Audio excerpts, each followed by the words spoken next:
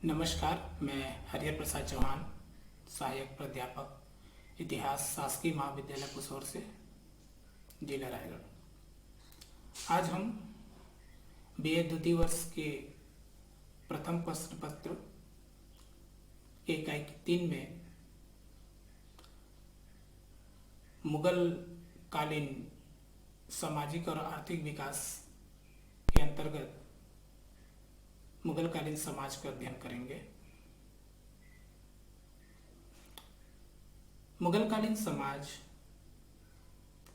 के अध्ययन को हम 2-3 भागों में देख सकते हैं। मुगल कालीन समाज की सामाजिक संरचना क्या थी, उसका सामाजिक वर्गीकरण कैसा था, रहन सहन का स्तर कैसा था, स्त्रियों की दशा कैसी थी, इस पर हम चर्चा करेंगे।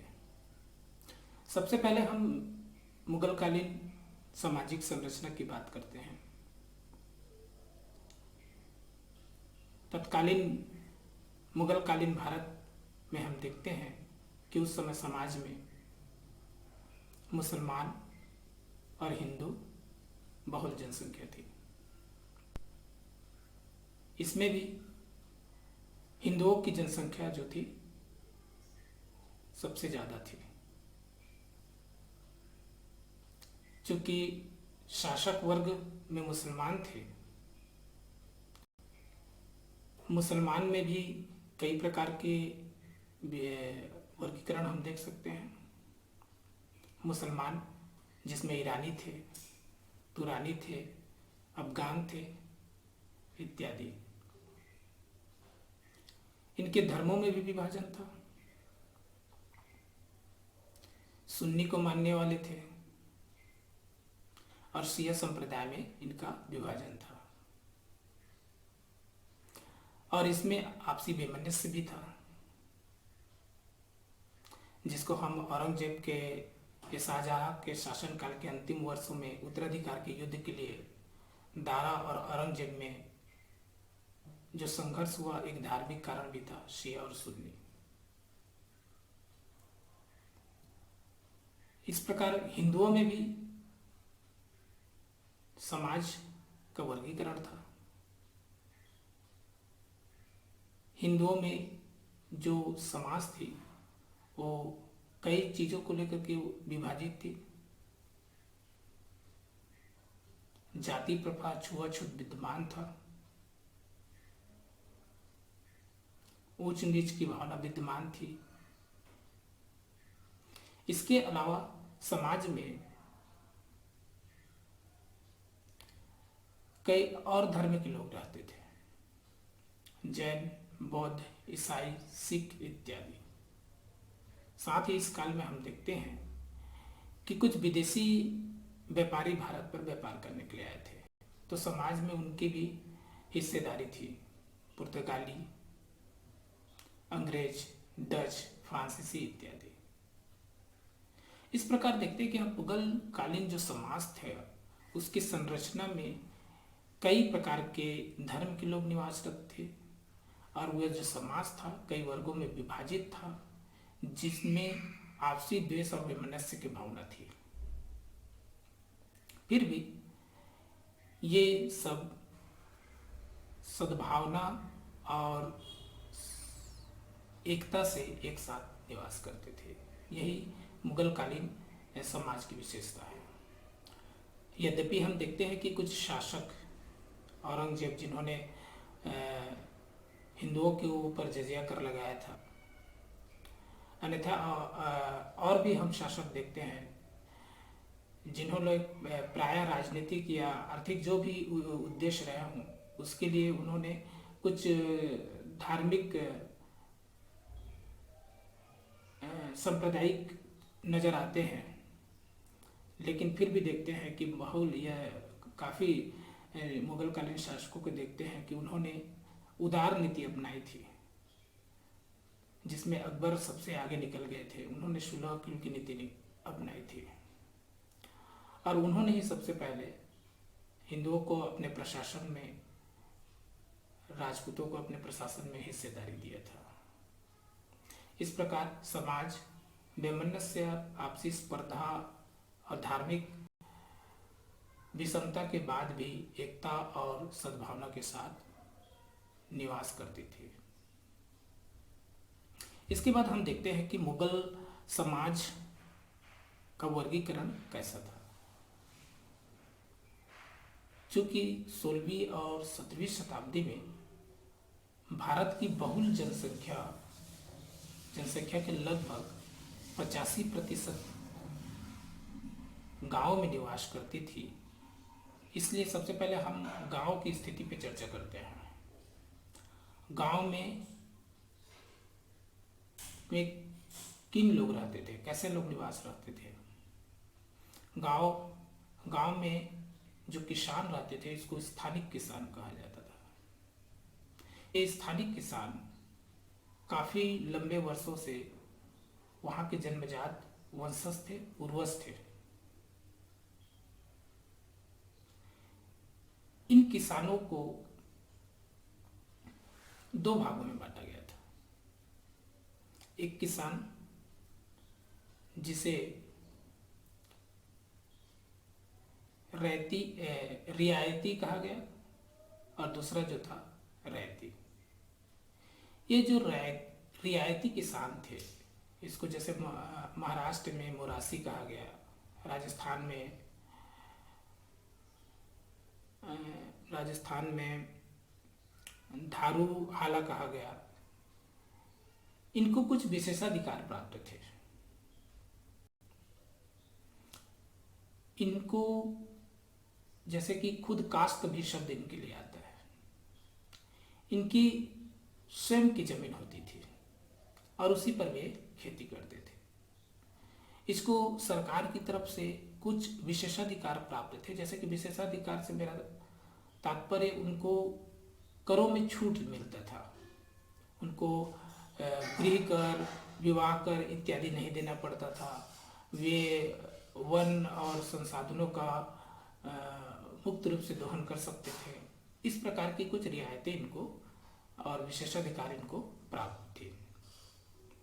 इसमें प्रायः ब्राह्मण थे, कर्मचारी वर्ग थे, पटेल, चौधरी, मुकद्दम इत्यादि लोग इसके अंतर्गत आते थे। इनको कर करीबन 25% कर देना पड़ता था और इनका जो जीवन था काफी उच्च स्तर का रहता था।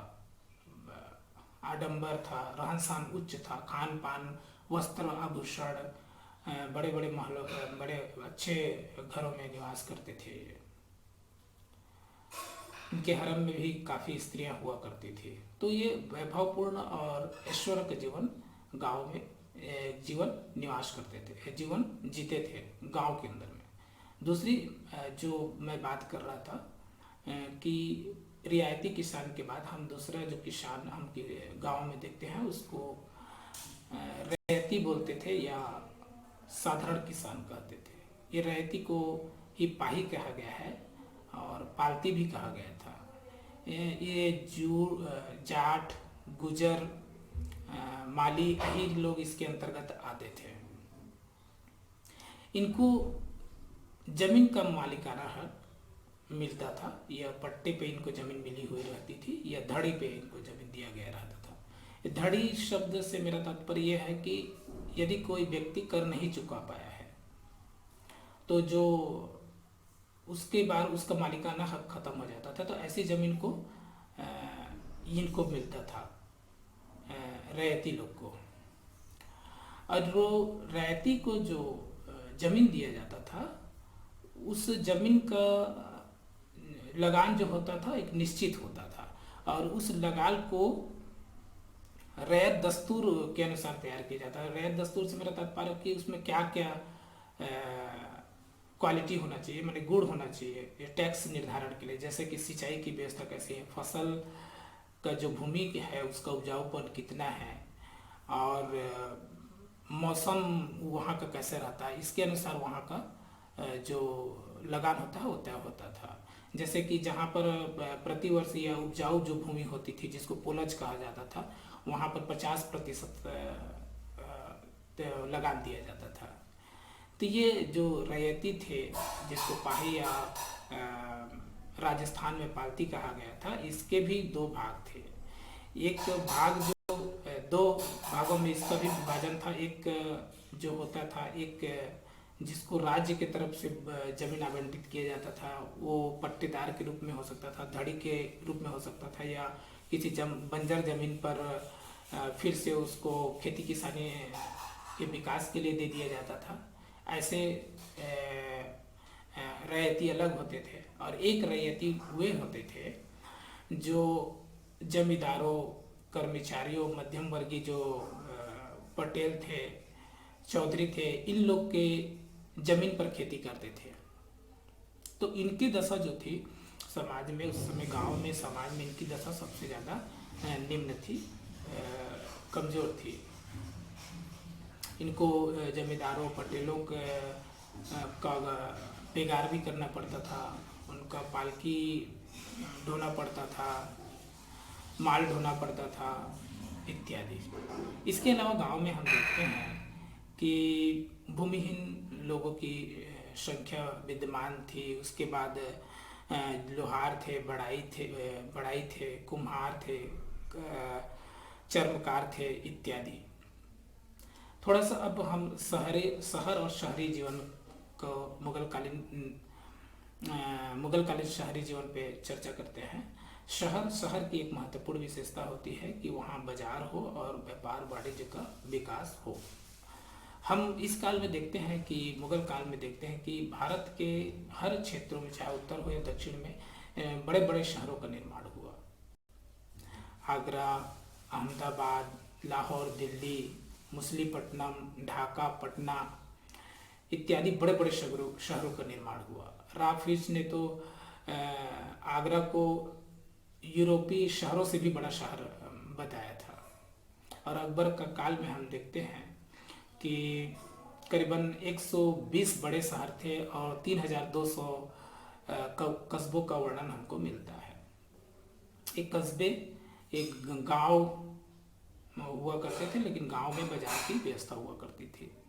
शहरों में शहरों का भी वर्गीकरण था। जैसे प्रशासनिक शहर, प्रशासनिक प्रयोजन के लिए आगरा, लाहौर और दिल्ली, वैसे ही व्यापार और वस्तु निर्माण के लिए, वैसे ही तीर्थ स्थल जैसे अजमेर को ले सकते हैं। अब किसी विशिष्ट वस्तु के निर्माण के लिए कोई शहर फेमस हो, जैसे नील के लिए बयाना फेमस था, रंगरेज के लिए पाटन, और वैसे ही खैराबाद में सूती वस्त्र इत्यादि। तो यहाँ पर जो कारीगर की भरमार थी, वस्तु निर्माण में लगे रहते थे, कारीगर की बहुत ज़्यादा पाए जाते थे शहरों में। उसके अलावा ये कारीगर जो थे अपने स्वतंत्र रूप से कार्य करते थे, घरों में कार्य करते थे, जो उनको आदेश मिलता था उसको निर्माण करते थे। और कुछ राज्य की तरफ से भी कार्य मिलता था। चमड़े का कार्य करने वाले कारीगर होते थे, जहाज निर्माण के कार्य करने वाले कारीगर होते थे इत्यादि। कारीगर को हम दो हिस्सों में देख सकते हैं, एक गांव के कारीगर भी देख सकते हैं और एक शहर के कारीगर देख सकते हैं, जिसको पेशेवर कारीगर कहा जाता था। गांव के कारीगर का काम होता था कि जैसे कि तेल निर्माण करना, शक्कर निर्माण करना और इत्यादि, और इधर जैसे कि बर्तन निर्माण करना इत्यादि। और पेशेवर जो होते थे उसको राज्य तरफ से कार्य सौंपा जाता था। तो इनको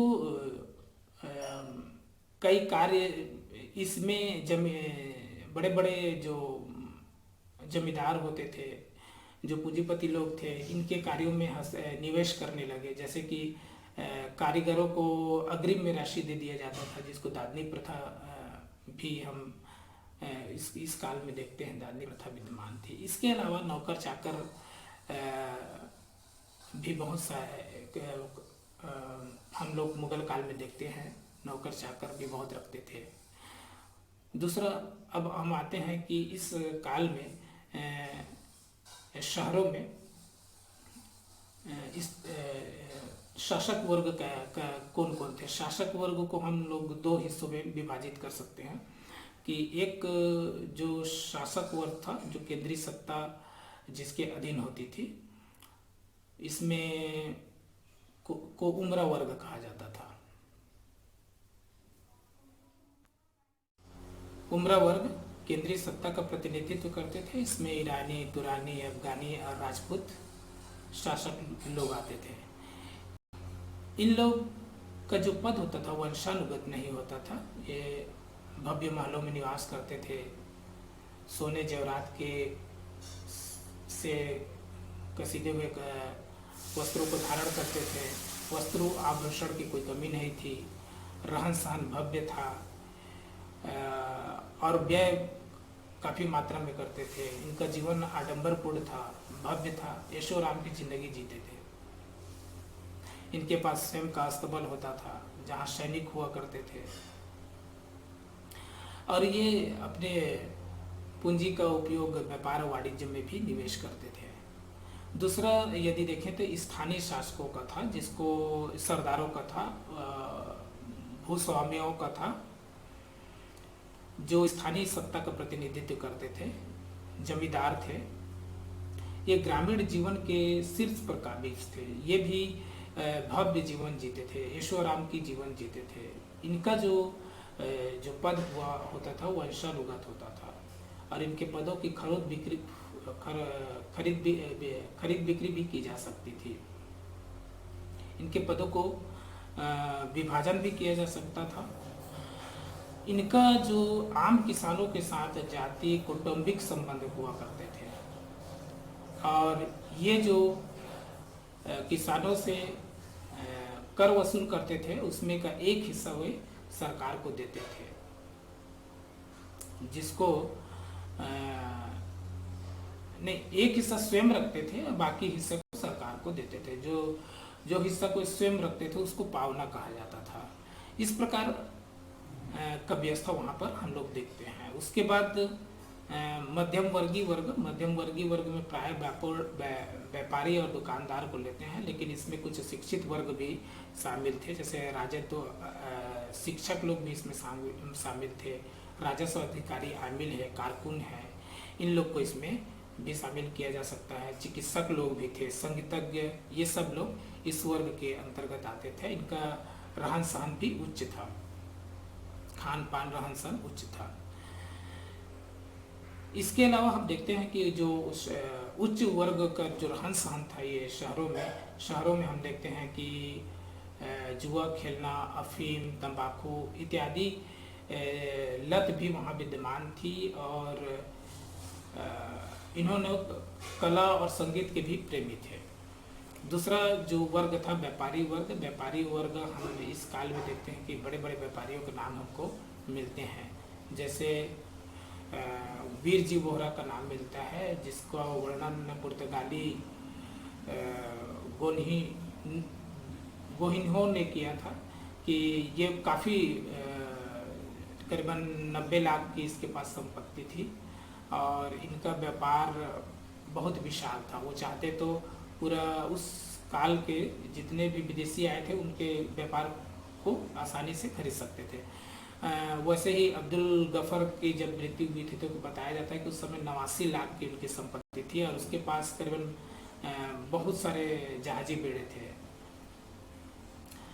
तो यहाँ पर जो व्यापारी वर्ग था काफ़ी संपन्न था और व्यापारी वर्ग का भी दो प्रकार के थे। एक व्यापारी जो था अंतर क्षेत्रीय व्यापार पे लगा हुआ था, जो अन्य देशों के साथ व्यापार करते थे, और एक व्यापारी जो होता था स्थानीय व्यापारी होते थे, जिसको फुटकर व्यापारी भी बोल सकते हैं। इनके पास अपनी गुमास्ते होते थे और इन गुमास्तों के माध्यम से वो गाँव से खाद्यान्न और वस्तुओं को उठाकर मंडी ले जाते थे। मंडी से फिर शहरों से फिर देश के विभिन्न शहरों तक मालों को पहुंचाया जाता था। ये जो गुमास्ते होते थे, ये जो फुटकर व्यापारी होते थे, ये गांव से जुड़े हुए के कारण से गांव में अपना कर्ज भी देते थे, सूद पर कर्ज भी देते थे। तो ये वहाँ के निवासियों का शोषण भी किया करते थे।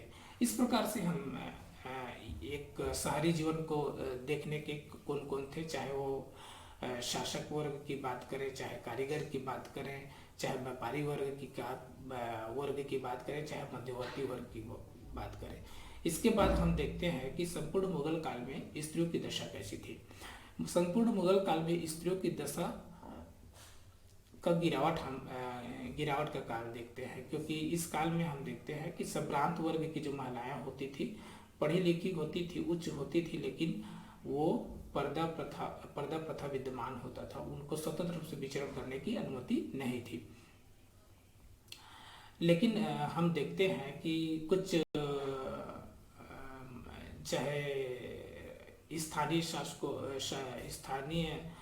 शासकों में ले सकते हैं, रानी दुर्गावती का नाम ले सकते हैं जिन्होंने शासन का कार्यभार संभाला। उसी प्रकार मुगल में हम लोग नूरजहां का नाम ले सकते हैं जिन लोग प्रशासन में हस्तक्षेप किए थे। उसके अलावा जुंता गुट में महाम अनगा थी अकबर के शासनकाल में, और इस प्रकार से देखते हैं कि उनका प्रशासन में हस्तक्षेप था। लेकिन फिर भी यदि बहुल सामूहिक रूप से या कुल मुगल काल में स्त्रियों की दशा के बारे में बात करें तो उनका स्थिति निम्न थी। समाज में राजपूत जैसे स्त्रियों में सती प्रथा और जौहर प्रथा विद्यमान था, और अभी का जो समाज था वो रूढ़िवादी और अंधविश्वास पर आधारित थी। स्त्रियों को अभी भी भोग की वस्तु समझा जाता था। समाज में बहु विवाह प्रचलित थे। जितने संभ्रांत और बड़े और उच्च वर्ग के जो अधिकारी या शासक वर्ग होते थे उसके हरम में हजारों स्त्रियां विद्यमान रहती थी, और वे जो संभ्रांत वर्ग की उनको स्वतंत्रता नहीं था, वो पर्दा प्रथा में निवास करती थी। उसी प्रकार यदि हम लोग नीचे तबके की स्त्रियों की बात करें तो इनको कुछ आज़ादी मिली हुई थी। वे कारीगरी के काम कर सकते थे, खेतों में जाकर के काम करते थे, आर्थिक उपार्जन करते थे, लेकिन इनकी दशा बहुत ही निम्न थी। लेकिन ये थोड़ा सा स्वतंत्र थे उच्च वर्ग की महिलाओं की अपेक्षा। रहन सहन में देखें तो मैं पहले भी चर्चा किया हूँ कि जो समाज जो है स्पष्टतः दो वर्गों में विभाजन हमको दिखता है। संपत्ति के स्पष्टता विभाजन नजर आता है। एक संपन्न वर्ग था और एक निम्न वर्ग था।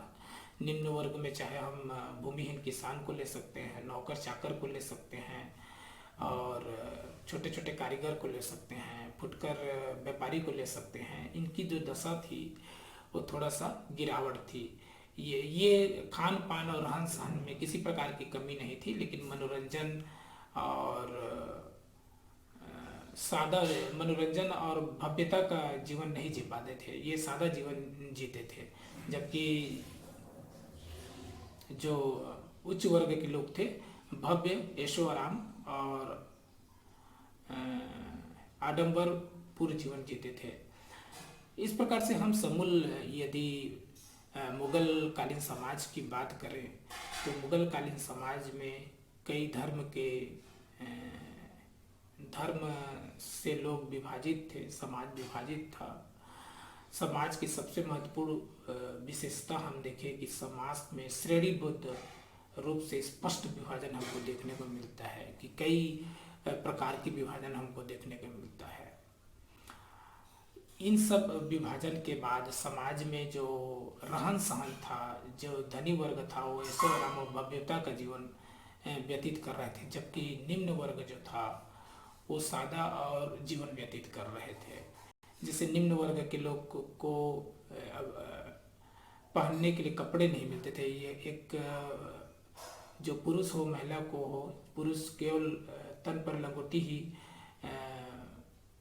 पहनते थे, जबकि महिला केवल साड़ी पहनती थी। इस प्रकार के हमको चीज़ें देखने को मिलता है। खान पान में काफ़ी दिनों में 100 व्यंजन बनते थे किसी किसी बड़े बड़े घरानों में, जबकि निम्न वर्ग को केवल पेट भर भोजन ही मिल पाता था। इस प्रकार सामाजिक विषमता, सामाजिक विविधता के बावजूद भी, वैमनस्यता और प्रतिस्पर्धा के बावजूद भी जो मुगल कालीन समाज था वो उदार था, आपसी सद्भावना थी और एकता की भावना विद्यमान थी, जिसका श्रेय मुगल कालीन शासकों को जाता है। खास करके अकबर ने और इसी का अकबर ने हिंदुओं को अपने प्रशासन में स्थान देकर सम्मान देकर के इस समाज को सहिष्णु समाज बनाया था। दूसरी महत्वपूर्ण चीज,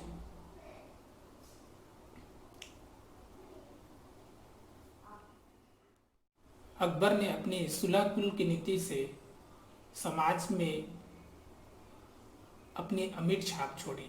उन्होंने भारतीय लोगों के हृदय में एक जगह बनाया था और इसी कारण से हम मुगल कालीन जो संस्कृति थी, जो हिंदू मुस्लिम समन्वय की संस्कृति का उदय हम देखते हैं। और कुछ चीज़ों को यदि छोड़ दिया जाए, सांप्रदायिकता नीतियों को छोड़ दिया जाए, तो यह एक सुलह कुल की नीति पे आधारित सहिष्णु समाज हमको देखने को मिलता है। धन्यवाद।